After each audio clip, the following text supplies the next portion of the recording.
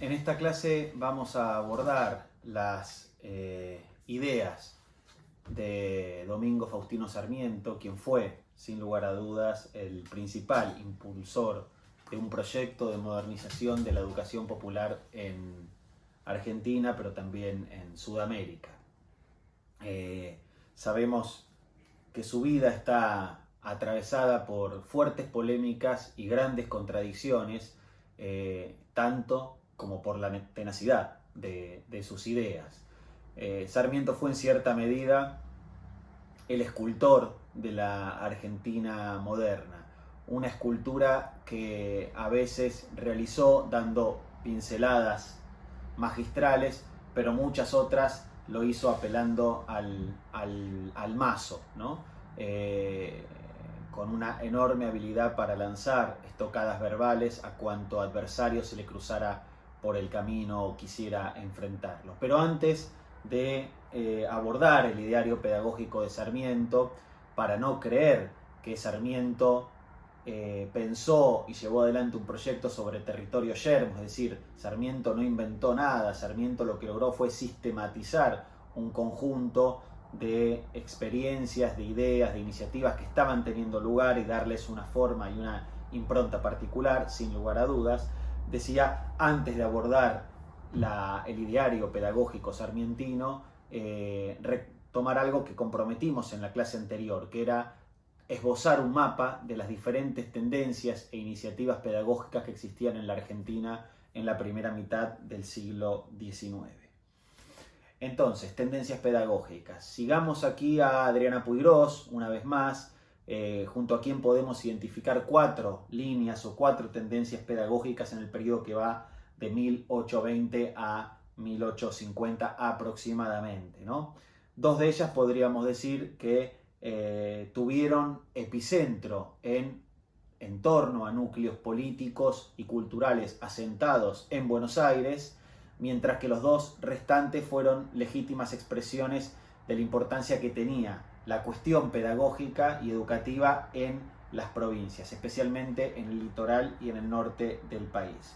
Una de ellas ya le dedicamos una clase completa, nuestra clase anterior, tuvo que ver con el proyecto de modernización implementado por Rivadavia durante la década del 20 y cuyas características y líneas generales, como les decía, trazamos en nuestra clase anterior. Sin dudas, existía en sincronía, es decir, al mismo tiempo que tenían lugar estas reformas rivadavianas, existió en buena parte del país otra corriente en la que, otra corriente pedagógica, claro está, en la que se articulaban los valores de las tradiciones federales, de las tradiciones de los proyectos políticos federales, con los principios del liberalismo pedagógico. Es decir, hubo a la par del proyecto de modernización elitista y europeizante de Rivadavia otros proyectos muy importantes, ¿sí?, que se desplegaron en el conjunto de las provincias argentinas que buscaban articular, es decir, que buscaban llevar adelante un proceso de modernización que, a diferencia del rivadaviano, no despreciaba, sino que articulaba con las culturas populares. Durante entonces este periodo se desarrollaron una gran cantidad de iniciativas en provincias como Entre Ríos, Córdoba, Corrientes, Mendoza, San Juan y Salta. Vamos a reseñar algunas de ellas solamente para poder dar cuenta y cobrar conciencia de que había, a diferencia de lo que una historiografía liberal nos quiso hacer saber, ¿no?, de que el único motor de renovación y de modernización tenía lugar en Buenos Aires, a diferencia de esa tradición, mostrar y reseñar algunas iniciativas en las provincias de nuestro país. En primer lugar, en el litoral, Estanislao López reabre las escuelas de primeras letras en Rosario, aprueba y sanciona un reglamento escolar, y, fundamental, a diferencia de lo que sucedía en Buenos Aires, donde los cabildos, recordamos, iban a ser cerrados por orden de Rivadavia, Estanislao López le reconoce al cabildo el ejercicio de la superintendencia de las escuelas. Es decir, está planteando un modelo de gobierno escolar centrado en la figura del cabildo. Pegadito a Estanislao López, en 1820 Francisco Ramírez plantea para Entre Ríos la obligatoriedad de la enseñanza elemental y sanciona, ¿no?, una serie de reglamentos que lo que establecen es el orden de los departamentos de la República Entrerriana, ¿sí?, entre cuyas funciones estaba la de instalar escuelas públicas, a las cuales el Estado debía proporcionarle locales, libros y cartillas, ¿no? En 1822, por caso, se sanciona la primera escuela, se crea por ley, se sanciona y se crea por ley el reglamento de la primera escuela normal en Paraná, bajo el sistema lancasteriano de enseñanza. Este punto es muy importante porque este será un antecedente lejano de lo que luego será la creación de la Escuela Normal de Paraná hacia 1870, un dato para nada menor. En Corrientes se establece la obligatoriedad escolar a partir de 1825. Los alcaldes debían controlar que los padres de familia enviaran a sus hijos a la escuela y en caso de que no lo hicieran, debían notificarlo al jefe de policía. En San Juan, por ejemplo, el gobierno de Salvador María del Carril constituye una junta protectora de escuelas que también tienen como responsabilidad implementar el sistema de enseñanza mutua. En Mendoza, el gobierno de Pedro Molina también se compromete a impulsar el sistema lancasteriano, y algo similar ensaya el gobierno de Gorriti en Jujuy. Es decir, para que nos demos una idea hasta aquí de cómo en diferentes provincias se están tomando iniciativas similares en términos del compromiso con la educación popular a la de Buenos Aires, pero divergentes en cuanto a las lógicas y formas de gobierno escolar, al tipo de reglamentación que se elabora al respecto, y también, por supuesto, al tipo de compromiso que establece cada gobierno con su población respecto de la obligatoriedad o no de la educación. En Córdoba, que es quizás un caso también muy fuerte, ¿no?, se dicta el reglamento escolar. El primer reglamento escolar se dicta en 1813, que es un primer intento orgánico de regular la vida en las escuelas.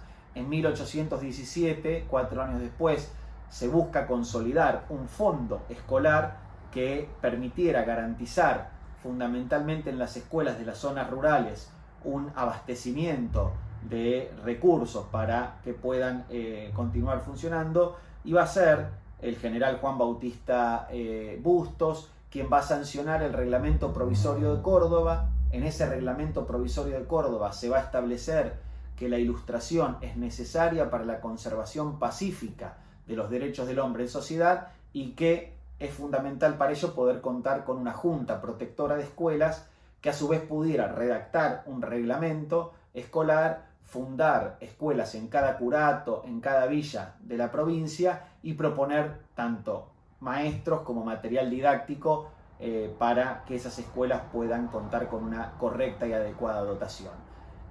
Resumo todas estas características con un cierto grado de detalle. Algo similar podríamos decir de Tucumán, ¿sí?, en donde en torno a 1820 se llevan adelante medidas que estaban impregnadas de un espíritu ilustrado, que promovían la ilustración, la instrucción de sus habitantes, su libertad, su felicidad, etc., ¿sí?, que, insisto, dan cuenta de que en todo el país se están llevando adelante medidas en favor del desarrollo de la educación popular, y no solamente en Buenos Aires, insisto, como una versión de la historiografía liberal quería hacer parecer, ¿no? Entonces, estas tendencias, este segundo grupo de tendencias, es muy importante recordarlo, porque da cuenta de un fenómeno que va mucho más allá de las iniciativas porteñas en materia de educación popular. La otra tendencia es la que de alguna manera impulsa Juan Manuel de Rosas cuando llega a ocupar el cargo de la representación política más importante del país, y Rosas de alguna manera lo que hace también es reconfigurar el mapa del poder de la Argentina, ¿no?, preocupado sobre todo por llevar orden y estabilidad a un país que hasta entonces había sido duramente convulsionado por las batallas, las guerras de independencia. Todavía en algún punto se sentían, ¿no? esos ecos de las batallas de la independencia y también de las guerras civiles. Entonces, Rosas va a hacer 3 movimientos, por lo menos, que para mí son muy importantes de sintetizar en esta presentación y que dan cuenta de esta tercer corriente. En primer lugar, hacia 1828 va a nombrar a Saturnino Segurola como director de escuelas para que se desempeñe, quien era director de escuelas, para que se desempeñe como inspector general de escuelas. Así, la primer movida que hace Rosas es comenzar el proceso de desmantelamiento y de reconfiguración al mismo tiempo, es decir, no es que solamente desmantela, sino que en su lugar propone una alternativa de gobierno diferente a la del modelo rivadaviano. ¿En qué consiste esta reconfiguración? En que las escuelas, que ustedes recuerdan, dependían hasta entonces de la universidad, ahora van a quedar bajo la órbita del Ministerio de Gobierno. Al mismo tiempo, con esa medida va a comenzar a retroceder toda esa impronta utilitarista que caracterizó el modelo rivadaviano. También se va a proponer que el sistema lancasteriano deje de ser obligatorio y van a volver, ¿no?, ciertos elementos de la tradición colonial previa, como el uso moderado de castigos corporales. Entonces ese es el primer movimiento, una reconfiguración del gobierno escolar. Se le quita la universidad con todo lo que eso representaba y pasa ahora a estar bajo la dirección del Ministerio de Gobierno. El segundo movimiento que hace Rosas, fundamental en clave de ruptura con la época previa, es convocar en 1836 a la Compañía de Jesús, que regresa a Buenos Aires luego de haber sido exiliada hacia 1767, es decir, desde 1767 que la Compañía de Jesús había sido expulsada en aquel momento por los Borbones y sus propiedades habían pasado a formar parte de eso que se llamó las temporalidades, que eran los bienes inmuebles con los que contaban los jesuitas y que pasaron a ser administrados por diferentes instituciones.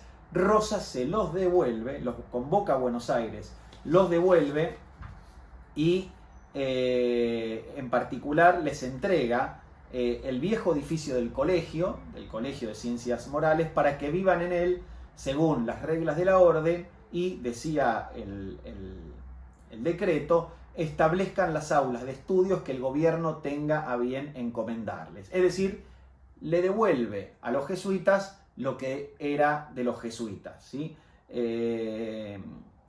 Por supuesto que esta relación después se tensa y termina en una ruptura. Hacia 1841 la orden, la Compañía de Jesús, los jesuitas se enfrentan con Rosas, pero esta vez los jesuitas no se irán del país y continuarán su acción educativa incluso hasta el tiempo presente. ¿Cuáles eran los principios que buscaba fundar esa nueva etapa de la vida en el Colegio de Buenos Aires?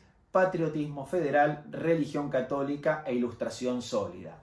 Entonces, en estos principios hay una rearticulación del imaginario pedagógico, pero también y fundamentalmente del proyecto político-educativo que quiere impulsar el gobierno de Rosas. Es decir, no hay ausencia de un proyecto educativo pedagógico, sino que hay una transformación profunda, una rearticulación con tradiciones católicas previas que rompe con el modelo rivadaviano. Y la tercera iniciativa del gobierno de Rosas es fundamental, es una preocupación por las escuelas de la campaña, es decir, de las zonas rurales, algo que el gobierno de Rivadavia no había tenido como eje de su intervención. Recordemos que para Rivadavia el principal eje de intervención era el espacio urbano y en menor medida el espacio rural. Del espacio rural fundamentalmente la preocupación tenía que ver con el control del avance de los indígenas, ¿sí? Y Rosas, en cambio, le pone una fuerte impronta a la preocupación por el estado de las escuelas de la campaña y por también las manifestaciones populares que tenían lugar allí, tanto allí como en la ciudad, ¿no? En algún punto la política y la pedagogía del rosismo se van a desarrollar poniendo un énfasis muy fuerte en las diferentes formas de socialización y de participación popular, que son las que tienen lugar en el marco de las llamadas fiestas federales, ¿no? Rituales en los cuales tenían, por supuesto, un fuerte refuerzo de los sentidos de la causa federal, del culto al líder, de la idea de la nación, es decir, las fiestas federales eran un espacio de intervención pedagógico frente a un público fundamentalmente prevalecía el analfabetismo, y eran esas fiestas federales las que, sostenidas en una pedagogía de la transmisión de la cultura, contribuían a difundir las noticias de la guerra, la construcción de una memoria colectiva, decíamos también la figura del líder, etcétera, etcétera, ¿no? Entonces este también es un espacio de intervención político-pedagógica que el gobierno de Rosas despliega y que es importante hacer notar. La cuarta tendencia es la que vamos a identificar con el movimiento del romanticismo, ¿no? El romanticismo es un movimiento cultural de fronteras difusas, cambiantes, ¿no? Que es estéticamente complejo y que tiene sus puntos de origen en Alemania, fundamentalmente Francia e Inglaterra en menor lugar, y que se manifiesta a través de múltiples campos del saber. Al Río de la Plata, las ideas románticas llegan en torno a la década del 30, se extienden hasta 1880 en un doble sentido. Por un lado, se expresan a través de un conjunto de obras artísticas reconocidas que podemos identificar, y otra es a través de la promoción de un modelo general de vida, de un estilo de vida general como expresión de su como manifestación de su existencia, ¿no? El romanticismo va a cultivar la concepción historicista, frente al racionalismo universalista ilustrado, es decir, una concepción historicista que lo que busca es resaltar el peso que tiene la evolución de la vida de un pueblo y de una sociedad a lo largo de la historia frente a principios universales que ese pueblo debería imitar o debería incorporar. Vale y pesa mucho más la singularidad de la historia de un pueblo que un modelo universal que pueda incorporar, que pueda ser suyo.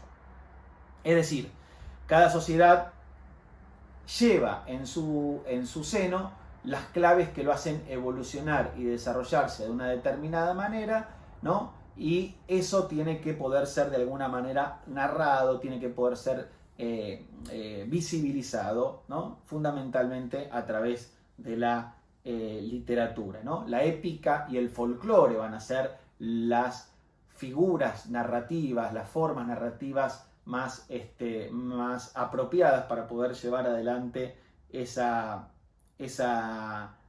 canalización, ¿no? de la experiencia popular, ¿no? y ser puesta a través de palabras, ¿no? La pregunta por la identidad nacional es una pregunta que merodea las conciencias de los románticos, ¿no? De hecho, en su primer lectura en el Salón Literario, Esteban Echeverría, que es el principal referente de la generación del 37, da cuenta de esa búsqueda que realizan los románticos y comienza su intervención diciendo: hemos entrado en nosotros mismos con el propósito de conocernos, ¿no? Una figura de la interioridad, ¿no?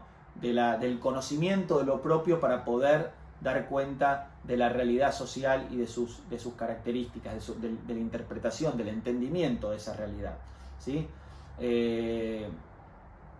Ese nosotros tiene que ver también, al que hace referencia Esteban Echeverría, con una institucionalización que logra el movimiento romántico, que es inusitada para la época. Fundan el Salón Literario, la Asociación de la Joven Argentina, la Asociación de Mayo, y también desembarcan en las redacciones, mejor dicho, de un puñado de periódicos, ¿no? En torno al cual pudieron constituir una suerte de partido, entre comillas, literario, intelectual, que de alguna manera buscaba reemplazar a los auténticos partidos que por entonces se disputaban el poder, unitarios y federales, ¿no? ¿Cuál va a ser la pregunta principal que este movimiento romántico va a instalar, ¿sí? y que va a tener efectos sobre una concepción también pedagógica de la sociedad, es la siguiente. ¿Por qué una revolución ilustrada como la de Mayo, una revolución que se hizo en nombre de la libertad, en nombre de la emancipación, en nombre de la independencia, termina colocando 20 o 20 y pico de años después, 27 años después de haberse desatado, de haberse iniciado, termina colocando a Rosas en el poder? ¿Sí? Porque una revolución que se hace en nombre de la libertad termina colocando en definitiva a quienes ellos consideraban un tirano al frente de la Argentina. Esa pregunta, ¿no?, va a plantear una serie de conclusiones o de hipótesis que van a tener un impacto en el campo de la educación. Es decir, lo que se va a sostener es que se ha producido una transmisión, ¿no?, una transmisión de esa experiencia de Mayo errónea en la sociedad argentina, que la ha desviado del camino que debería haber seguido, que debería haber continuado ajustándose a los principios de Mayo, y por lo tanto era absolutamente necesario retomar esa senda. Y para retomar esa senda, lo que se va a plantear fundamentalmente en un libro que se llama Ojeada Retrospectiva es la necesidad de volver a abrazar esos principios básicos en torno a los cuales la unidad de los argentinos tiene que volver a forjarse. ¿Y sobre qué bases hay que fundar una nación, ¿no?, se van a preguntar los románticos, frente a la ausencia de otras tradiciones que no sean la de la herencia cultural que ofrece España? Porque ese era el otro peligro, el otro problema. Es decir, si no Rosas, entonces lo otro que tenemos disponible es la tradición española, pero hacia ahí no podemos volver, porque eso representa la colonia. Entonces, lo que van a decir, y esta es la pedagogía del romanticismo, es: hay que construir una serie de conceptos claves que funcionen como las verdades que iluminan, que organizan, que nos permiten desplegar un programa de formación. Y esas palabras son 15: asociación, progreso, fraternidad, igualdad, libertad, continuación de las tradiciones progresivas de la Revolución de Mayo, confraternidad, etc., ¿no? La educación tiene que ser un vehículo que permita inculcar estos principios en las conciencias de los habitantes de la Argentina, ¿no? Entonces, en estos 4 puntos, en estas 4 tendencias, podríamos decir que se resumen, ¿no?, el mapa. De alguna manera se configura un mapa de los proyectos educativos en la Argentina. Por supuesto, puede haber otros que tienen una mayor o menor pregnancia para la época, pero creo que estos alcanzan para caracterizar, ¿no?, el periodo. Es precisamente acá, es precisamente en este periodo, por eso es muy importante todo este rodeo que hicimos, donde se inscribe y comienza a pensar Domingo Faustino Sarmiento un proyecto de modernización de la educación popular fundamentalmente para nuestro país. La pregunta es siempre la misma, es recurrente: ¿cómo abordar una figura como la figura de Domingo Faustino Sarmiento? ¿Bajo qué advocación podemos tomar contacto con ese personaje? ¿Cuál es la vía regia para abordar esa figura, que es una figura de por sí controvertida, ¿no? ¿Qué preguntas hacerle a Sarmiento, ¿no? Creo que por ahí hay una cuestión que lo que nos tiene que, sobre todo me parece a mí, marcar como norte permanente, es que cada vez que abordamos la figura de Sarmiento estamos abordando la figura de alguien que nos invita mucho más a la polémica que a la conmemoración, mucho más al debate que al culto al bronce. Es decir, interpelar un Sarmiento que todavía sigue produciendo debate, que todavía sigue produciendo confrontación de ideas, ¿no?, fundamentalmente. No han sido pocas, de hecho, las operaciones historiográficas que procuraron estabilizar la figura de Sarmiento, ¿no?, y lo hacen adjudicándole la paternidad de la escuela primaria, del sistema educativo nacional. Creo que hay que partir de otra hipótesis que esa línea o esa concepción más conmemorativa, ¿no? Y mi hipótesis es que el discurso pedagógico de Sarmiento, por adhesión o por rechazo, nos constituye como educadores y como educadoras.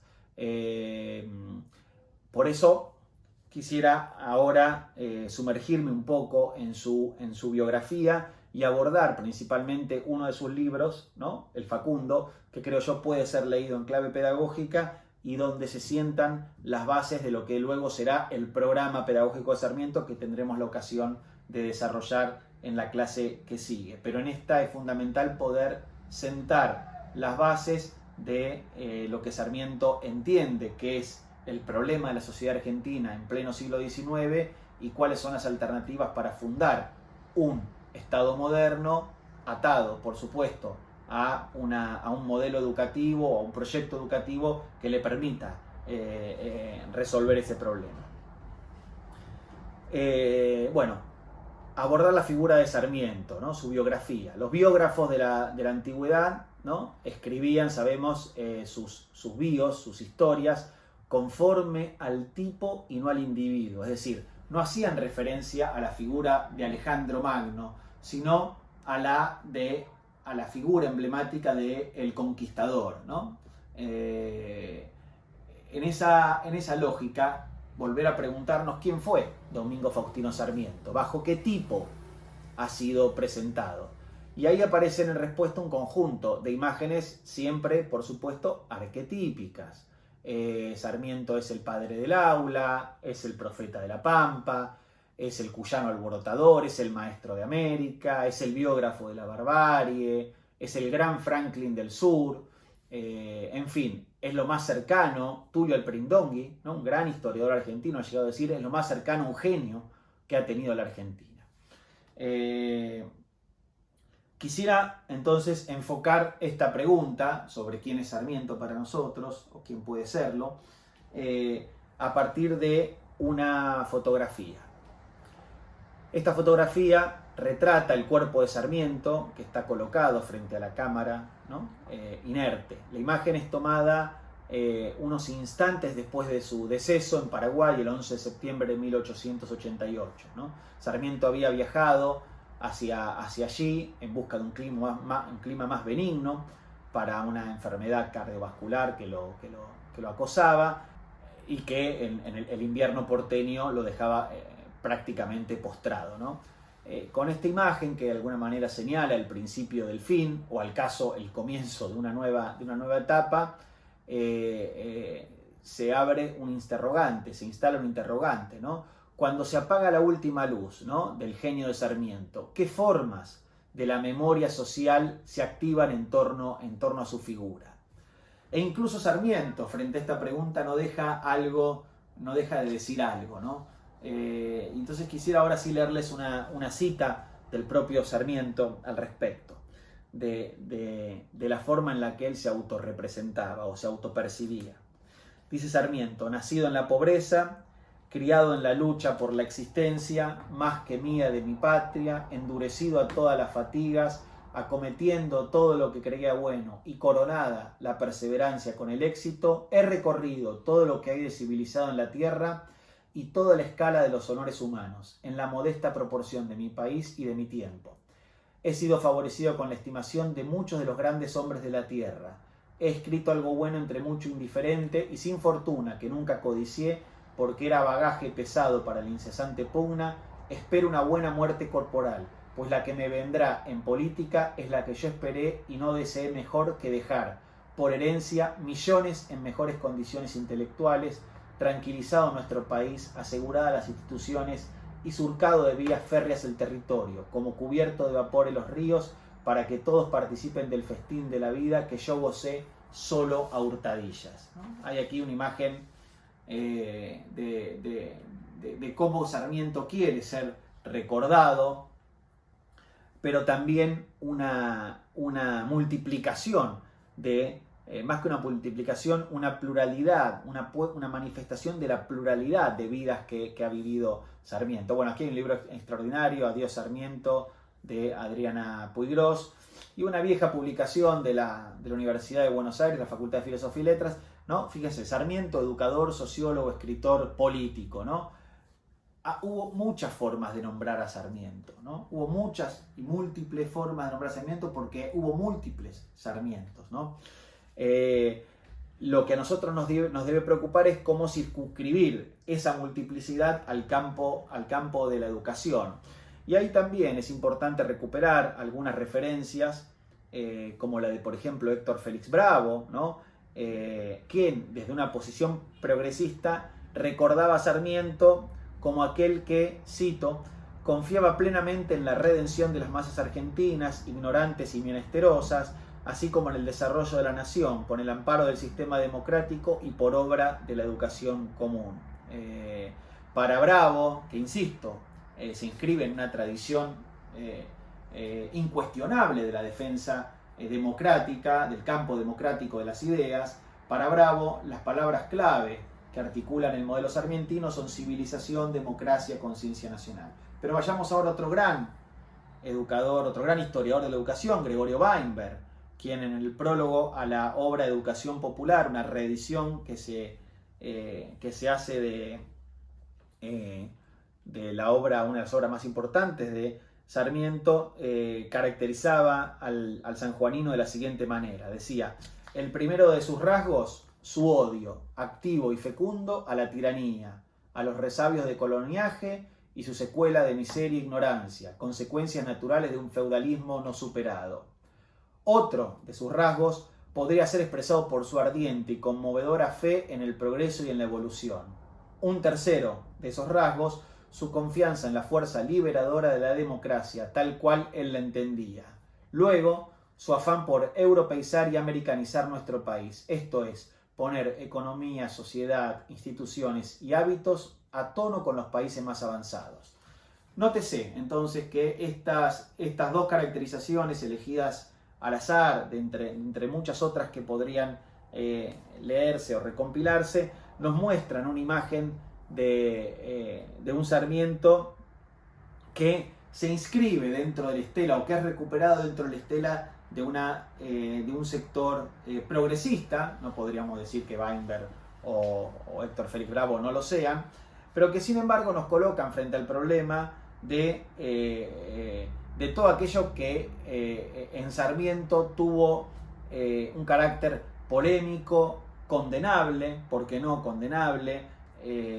Criticable desde nuestro presente, y que no puede dejar nunca de estar en el campo de nuestro análisis, o por lo menos en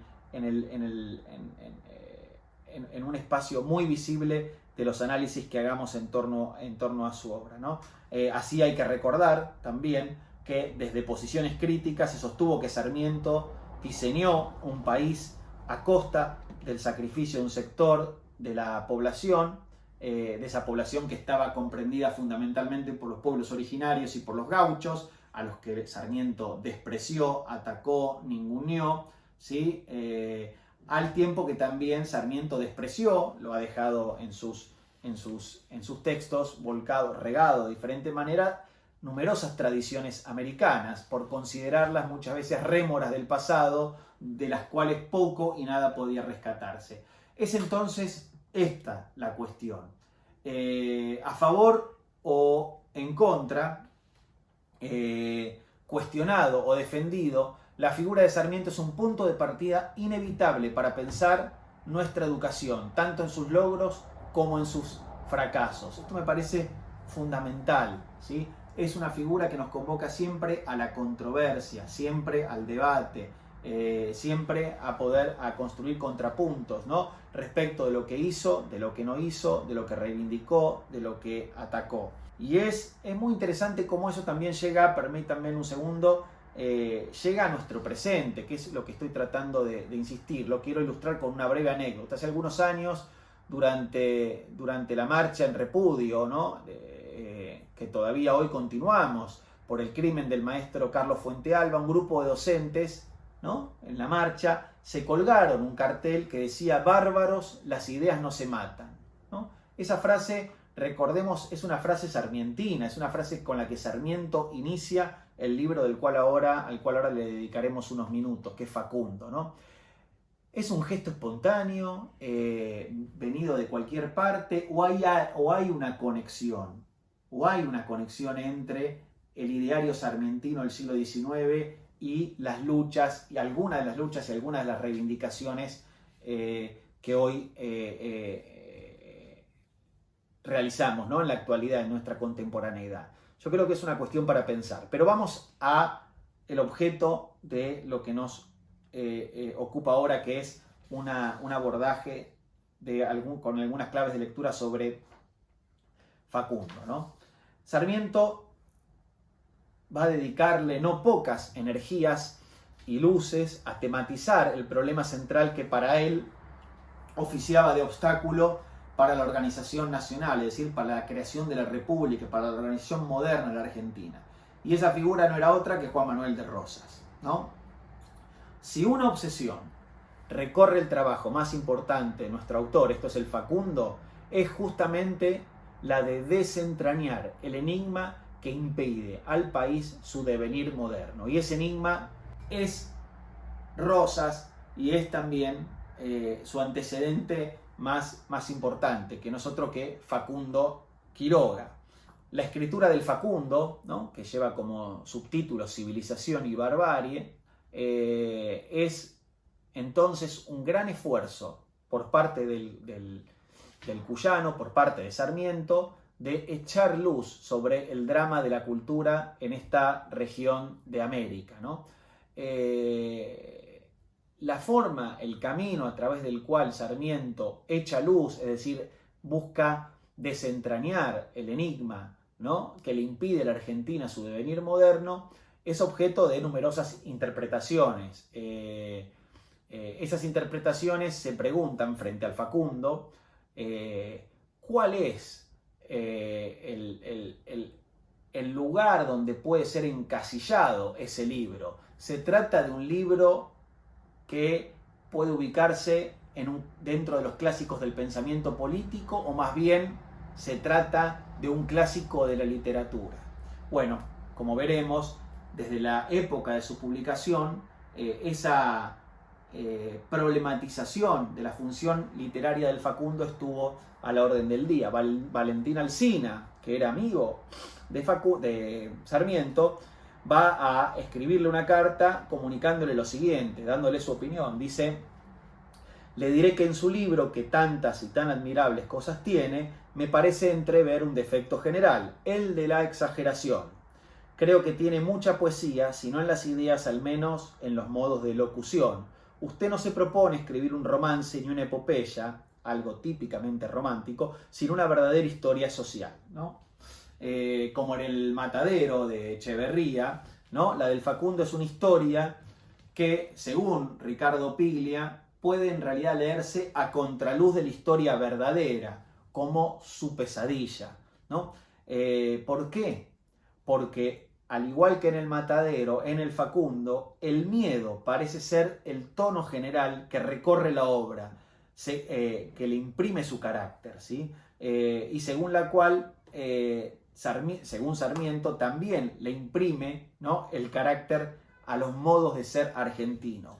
Va a decir Sarmiento en el Facundo: si no es la proximidad del salvaje lo que inquieta al hombre de campo, es el temor de un tigre que lo acecha, de una víbora que puede pisar. Esta inseguridad de la vida, que es habitual y permanente en las campañas, imprime, a mi parecer, en el carácter argentino cierta resignación estoica para la muerte violenta. Esta cita le da al Facundo su carácter, pero también le da a la forma de leer o de interpretar los modos de ser argentino una premisa muy particular, muy especial. Resignación estoica para la muerte violenta. Esa es la condición del argentino en el siglo XIX y según Sarmiento, ¿no? Ahora bien, decir y afirmar estas ideas desde la literatura no es solamente construir en el siglo XIX una referencia literaria, valga la redundancia, sino que esto cumple una función estatal. Es decir, en la escritura latinoamericana previa a la generación del 80, la literatura es el registro particular a través del cual había que ilustrar al Estado, había que darle forma y justificación a la acción del Estado, ¿no? Por eso también es fundamental preguntarse para quién escribía Sarmiento este tipo de textos. Bueno, un gran trabajo de Julio Ramos, Desencuentros de la Modernidad en América Latina.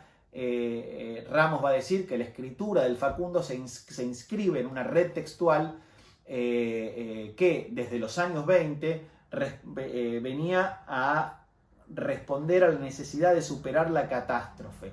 Y la catástrofe que vivía la Argentina o las Provincias Unidas del Río de la Plata entonces tenía que ver con la ausencia del discurso, con el vacío del discurso, con la anulación de las estructuras que producía la guerra, ¿no? Y frente a esa ausencia de estructuras y de vacío, lo que había que hacer era colocar la palabra. La palabra era ordenadora, la palabra organizaba sentidos, ¿sí? Organizaba un campo simbólico de intervención frente al cual el Estado luego podría actuar. Es como si dijéramos que la literatura cumple una función de ilustración de un Estado que se está formando y que tiene que tener claro hacia dónde dirigirse, qué tipo de realidad debe reemplazar o ser reemplazada.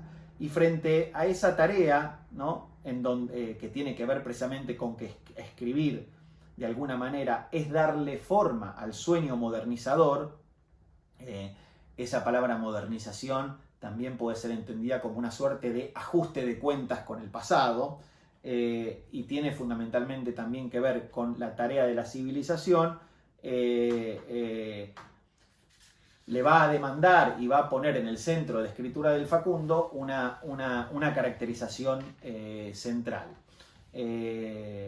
Esa caracterización tiene que ver en primer lugar con desenredar los hilos que entretejieron los antecedentes nacionales, la fisonomía del suelo, las costumbres y las tradiciones populares. Es decir, hay que ordenar a través de la palabra eso que está informemente ubicado en el plano de lo real, ¿sí? Y frente a eso, decía recién, hay que darle al Estado instrucciones y orientaciones para que pueda ejecutarlo. En ese sentido, el Facundo es el intento mejor logrado por superar la distancia entre el discurso importado, ¿sí? Ese que ensayó también el modelo rivadaviano y que terminó colocando a Rosas en el poder, y la particularidad americana que quedaba excluida por las representaciones del primero. Es decir, la gran lección que Sarmiento le da al pensamiento modernizador porteño es que solamente leyendo la literatura europea o solamente queriendo importar los modelos europeos no se va a resolver el problema de la conformación de la República en la Argentina. Hay que poder interpretar primero las características nacionales para poder, decía, desenredar esa madeja y poder construir en su lugar un modelo que la reemplace. Facundo viene a corregir esto precisamente.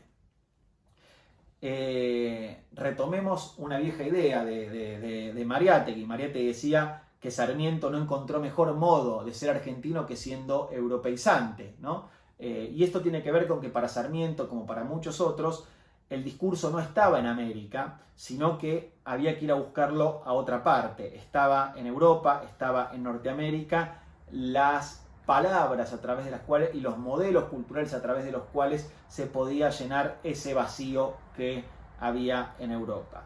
Pero eso no implicaba, para Sarmiento, desdeñar la importancia que tenía, decíamos, los saberes locales, ¿no? Por eso en el Facundo le va a dedicar un lugar muy importante a los saberes y los modos de la expresión popular que van a ser propios de lo que él va a llamar la barbarie americana. Esa barbarie americana va a ser representada como primitiva, voluntariosa, informe, mal disciplinada, pero se le va a reconocer, Sarmiento le va a reconocer que tiene un saber, que es dueña de un saber y que ese saber tiene que ser muy bien caracterizado, tiene que ser muy bien interpretado por esa civilización que busca, por ese modelo, perdón, civilizatorio que busca reemplazarla, ¿no? Entonces, para ir redondeando, Sarmiento va a construir una suerte de frente a frente dialéctico, ¿sí?, entre un modelo civilizado que va a residir en la ciudad con sus instituciones, sus escuelas, sus juzgados, sus comercios, etc., y el modelo que va a representar lo bárbaro, que viene, o que se inscribe, mejor dicho, en lo que él va a llamar el desierto, ¿no?, que es las zonas rurales.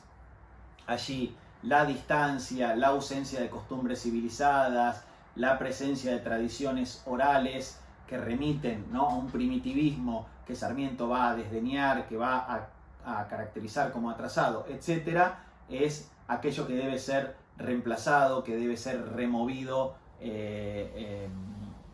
a través de la implementación de un nuevo orden social. Ese nuevo orden social fundamentalmente tiene que darse a través de la escuela o a través de la educación, y la institución más apropiada para eso es la escuela popular. No por eso, o no en vano, Sarmiento decía, una de sus metáforas más potentes para mí, es que él procuraba hacer de la Argentina una escuela. Es decir, en esa idea de hacer de la Argentina de la escuela hay una clara concepción territorial, un proyecto territorial que se inscribe a lo largo y ancho del territorio argentino, ¿no?, digamos, su proyecto civilizatorio. Es entonces en torno a estas metáforas, la de la civilización y la barbarie, la del campo y la de la ciudad, ¿no?, la del lugar del conocimiento europeo frente al saber americano, etcétera, donde Sarmiento va a sentar las bases de su pedagogía.